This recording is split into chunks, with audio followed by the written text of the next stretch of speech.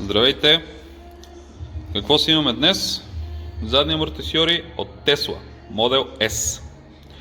Изпратени от наш клиент. Това са задни амортисьори.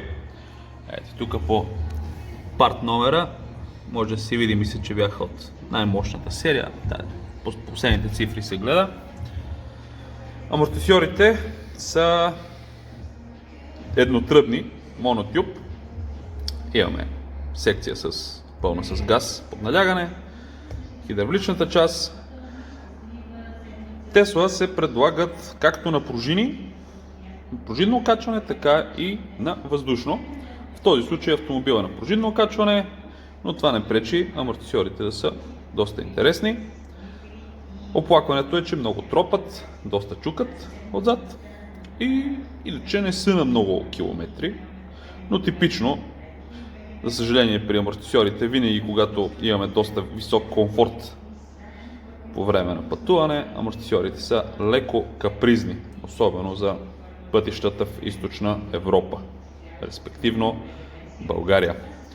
Сега ще ги тестваме на стенда и след това продължаваме както обичайно. Динамометричен тест преди ремонта на задния амортисьор от Tesla.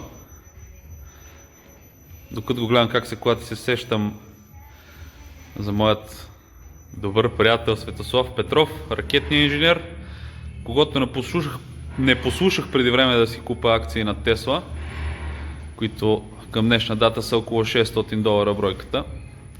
Но пък се успокоявам с това, че и тези машини почнаха да се чупят и ще се прави нещо покрай тях. Ако не изкараме пари от акции, поне ще от ремонт на амортисьори. Графиката е тоталка, тотално изпуснал, то се чува, 20 кг резистанс са нищо за кола, която е 2,5 тона.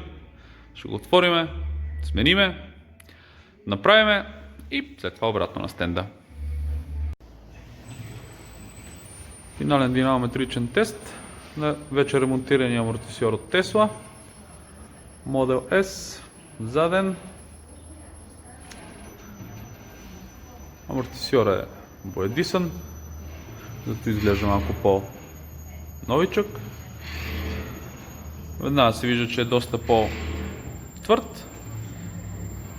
Ето нормално, да. Беше изпуснал тотално. Перфектна симетрична графика.